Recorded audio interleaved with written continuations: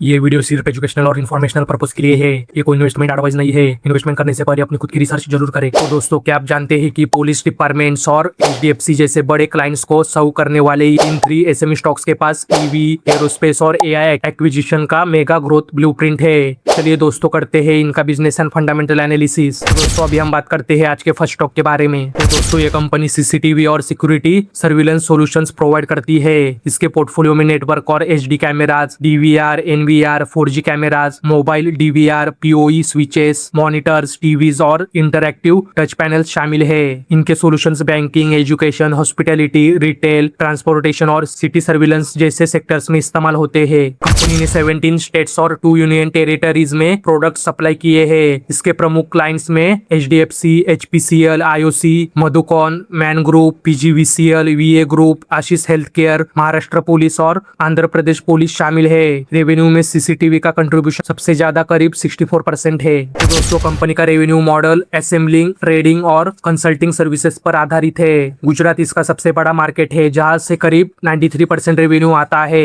अक्टूबर 2024 में कंपनी ने प्रीजोर AI tech India limited में 51% हिस्सेदारी एक्वायर करने को मंजूरी दी, जबकि फरवरी 2025 में अहमदाबाद स्थित रजिस्टर ऑफिस खरीदा गया है। तो दोस्तों, अभी हम बात कर रहे हैं प्रीजोर विस्टेक लिमिटेड इस कंपनी के बारे में। तो दोस्तों, अभी हम बात करते हैं इस कंपनी के फंडामेंटल्स के बारे में। दोस्तों, इस कंपनी का मार्केट कैप आप स्क्रीन पे चेक कर सकते हो। इस कंपनी का स्टॉक भी इंडस्ट्री पी के मुकाबले महंगा है, जो कि एक निगेटिव बात है। इस कंपनी का आरओसी और आरओई दोनों 35% से ज्यादा है, जो कि अच्छे नंबर्स है। इस कंपनी का पीजी रेशियो 1 से कम है, मतलब इस कंपनी के ग्रोथ की सबसे स्टॉक अंडर वैल्यूड दिख रहा है। तो दोस्तों, इस कंपनी का डेप्ट इक्विटी रेशियो 1 से कम है, मतलब इस कंपनी का डेप्ट मैनेजेबल है। इस कंपनी का प्लेस परसेंटेज 0% है। इस कंपनी के प्रमोटर्स के पास 67.9% का स्टेक है। एफआईएस के पास 1.19% और डीआईएस के पास 0% का स्टेक है। तो दोस्तों, इस कंपनी का सेल्स और नेट प्रॉफिट आप स्क्रीन पे चेक कर सकते हो। तो दोस्तों, इस कंपनी का सेल्स ग्रोथ और प्रॉफिट ग्रोथ आप स्क्रीन पे चेक कर सकते हो। तो दोस्तों, अभी हम बात करते हैं आज के सेकंड स्टॉक के बारे में। तो दोस्तों, ये कंपनी एल्यूमिनियम डाई कास्टिंग और प्रिसीजन मशीन कंपोनेंट्स बनाती है, जिनका इस्तेमाल automotive, EV, agriculture, defence, energy और हेल्थ केयर सेक्टर में होता है। कंपनी प्रोडक्ट डिजाइन से लेकर मेल्टिंग, कास्टिंग, मशीनिंग, असेंबली और टेस्टिंग तक इंटीग्रेटेड मैन्युफैक्चरिंग करती है और 600 से ज्यादा एसकेयूज बनाती है। पुणे के चाकन में इसके 2 मैन्युफैक्चरिंग यूनिट्स है। F426 में मेल्टिंग कैपेसिटी 13,800 मैट्रिक टन और कास्टिंग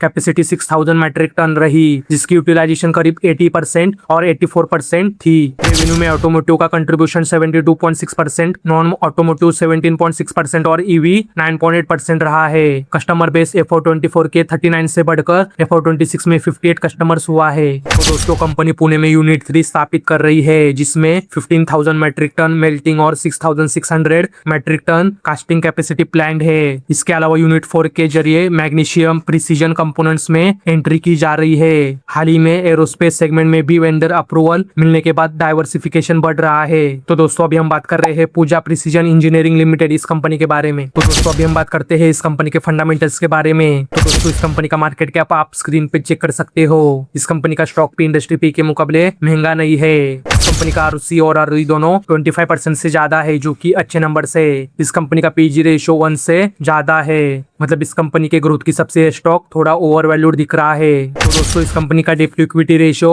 1 से कम है, मतलब इस कंपनी का डेप्ट मैनेजेबल है। इस कंपनी का प्लेस परसेंटेज 0% है। इस कंपनी के प्रमोटर्स के पास 60.6% का स्टेक है।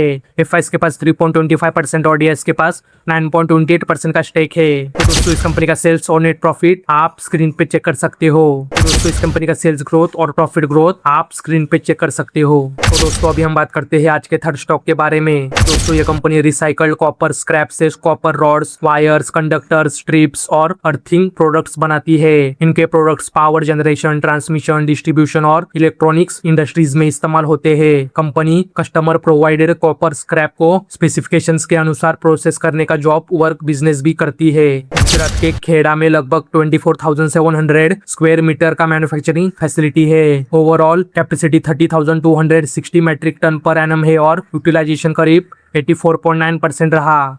Company USA, UK, Europe, Dubai, Israel, Saudi Arabia, South Africa, Malaysia और ऑस्ट्रेलिया जैसे मार्केट्स में 250 प्लस क्लाइंट्स को सर्व करती है। तो दोस्तों कंपनी ने 100% sunlight aluminium private limited acquire करके एल्यूमिनियम वायर रॉड्स सेगमेंट में एंट्री की है। साथ ही एटीसी कॉपर वायर कैपेसिटी को 800 से बढ़ाकर 1600 मैट्रिक टन पर एनम किया गया है। आगे एनोड और बस बार मैन्युफैक्चरिंग फैसिलिटीज विकसित करने और नए फैक्ट्री सेटअप के जरिए कैपेसिटी बढ़ाने की योजना है। तो दोस्तों अभी हम बात कर रहे हैं सनलाइट रिसाइकलिंग इंडस्ट्रीज लिमिटेड इस कंपनी के बारे में। तो दोस्तों अभी हम बात करते हैं इस कंपनी के फंडामेंटल्स के बारे में। तो दोस्तों इस कंपनी का मार्केट कैप आप स्क्रीन पे चेक कर सकते हो। इस कंपनी का स्टॉक भी इंडस्ट्री पी के मुकाबले महंगा नहीं है, जो कि अच्छी बात है। कंपनी का आरओसी और आरओई दोनों 35% से ज्यादा है, जो कि अच्छी नंबर से। इस कंपनी का पीजी रेशियो 1 से कम है, मतलब इस कंपनी के ग्रोथ की सबसे स्टॉक अंडर वैल्यूड दिख रहा है। दोस्तों इस कंपनी का डेप्ट इक्विटी रेशियो 0.07 का है, मतलब ये कंपनी डेप्ट फ्री है। इस कंपनी का प्लेस परसेंटेज 0% है। इस कंपनी के प्रमोटर्स के पास 74.5% का स्टेक है।